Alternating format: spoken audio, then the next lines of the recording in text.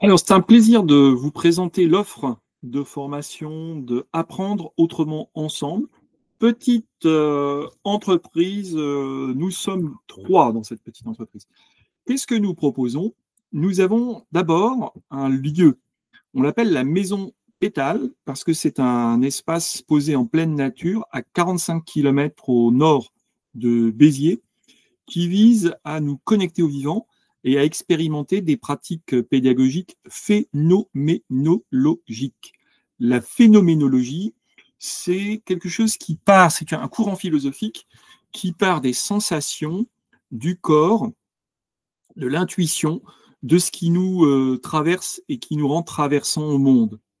La phénoménologie, c'est un contrepoint des approches pédagogiques comportementalistes basées sur des objectifs, des contenus, des programmes, des prérequis. Donc là, on est plutôt dans une logique de co-construction à partir du sensible.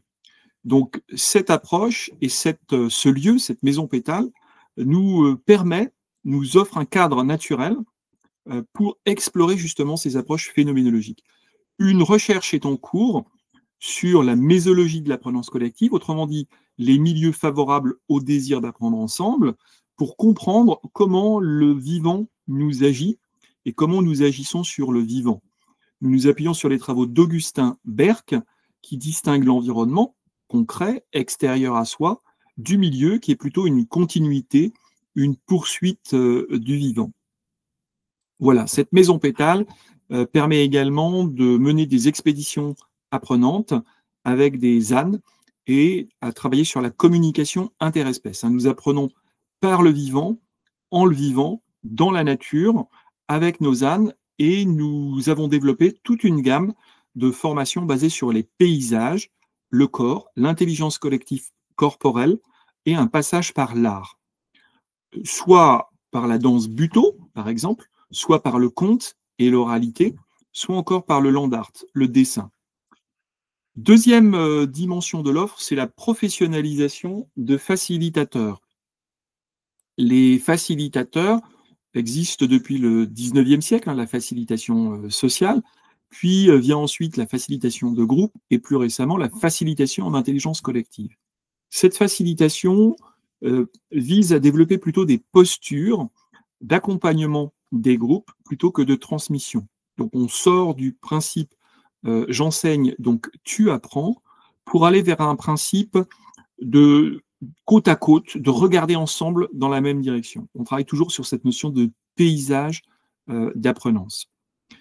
Cette professionnalisation des facilitateurs, soit se déroule sur un cycle de 8 jours plus une cérémonie définitionnelle, donc il s'agit d'un parcours qui s'étale sur 3 mois, où on vient travailler sa posture, et 12 éléments de la posture. Ces 12 éléments de la posture ou des postures sont le silence, la présence, la simplicité, le questionnement, la vision partagée, l'influence, la codécision, le co-apprentissage, la co-facilitation, le flux. Voilà, ces éléments viennent, le cercle, ces éléments viennent nous permettre de développer un ancrage, une sûreté ontologique. Deuxième modalité, c'est des formations à distance. Donc le cycle a été développé en distanciel. Il a déjà été mené pour l'île de la Réunion ou pour la Nouvelle-Calédonie ou pour une grande fédération française de sport. Et l'idée là, c'est d'avoir des mises en situation, même à distance, qui vont nous toucher émotionnellement, corporellement. Et puis, Apprendre autrement ensemble accompagne des grandes organisations à développer cette posture de facilitation. Nous accompagnons actuellement, par exemple, l'AFPA. Troisième offre de formation, le chercheur collectif. Le chercheur collectif est un processus qui se déploie sur 9 à 12 mois, voire 18 mois, qui vise à réunir des membres d'entreprise pour étudier une question ensemble.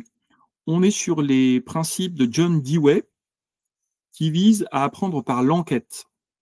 Le temps de la recherche-action se décompose en 3. Une première partie, on se forme, on fabrique une enveloppe culturelle commune de chercheurs collectifs. Donc on développe l'intelligence collective On s'appuie sur les 5 disciplines de Peter Senge: vision partagée, discipline personnelle, approche systémique, apprentissage en équipe, travail sur les modèles mentaux. Donc, on vit cela pendant le premier tiers. On apprend les outils de la recherche, créer un questionnaire, mener une observation, se positionner comme chercheur collectif. Un deuxième tiers vise la réalisation d'une enquête sous la forme d'entretien ou d'observation sur le terrain. Donc, chaque participant va observer un terrain et soigneusement et méticuleusement capter de l'information. Puis, on réalise un écrit collectif.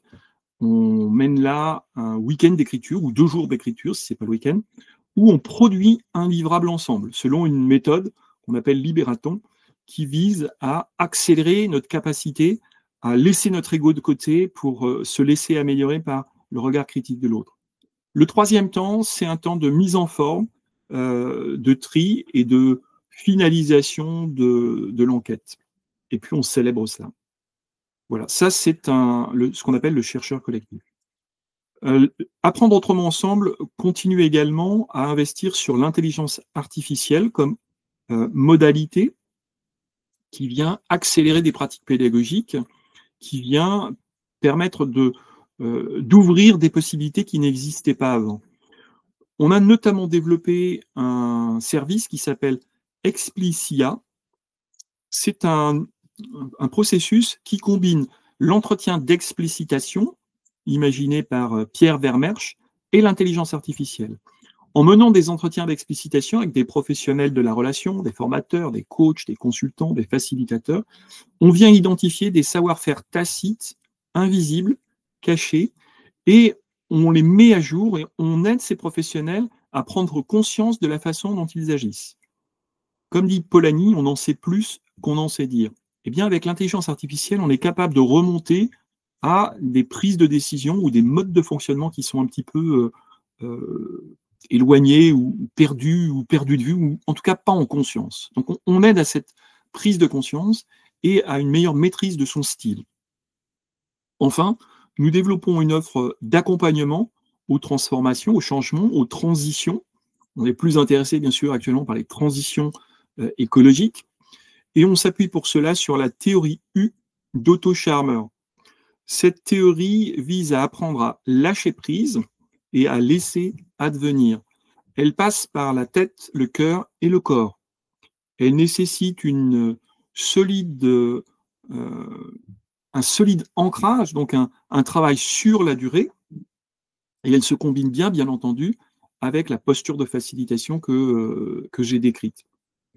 L'ensemble de cette offre est porté par une approche philosophique qui vise à laisser l'énergie circuler dans les groupes, dans les collectifs, dans les organisations. Cette façon de penser la pédagogie et d'accompagner l'énergie des collectifs vient d'une pratique du massage Tuina et du Qigong. Le massage Tuina, c'est un art énergétique chinois qui vise à faire circuler l'énergie dans un corps. Eh bien, nous avons identifié que si nous sommes en capacité de faire circuler l'énergie dans un corps humain, eh bien, nous pouvons le faire circuler dans un corps social. Ça se nomme en chinois Wu Wei, ou intention sans intention, action sans force, et cela vient irriguer nos manières d'agir. On se positionne véritablement en accompagnement des systèmes, des organisations, des équipes, des personnes, pour augmenter leur potentiel. Apprendre autrement ensemble est marqué donc par un caractère innovant. Nous allons du vivant à l'intelligence numérique et nous combinons auto-formation, socio-formation et éco-formation. L'expérience la plus forte que nous proposons, c'est des expériences en itinérance avec nos ânes médiateurs et pédagogues qui viennent nous bouleverser, nous transformer en profondeur. Au plaisir de vous rencontrer dans l'une de nos propositions pédagogiques.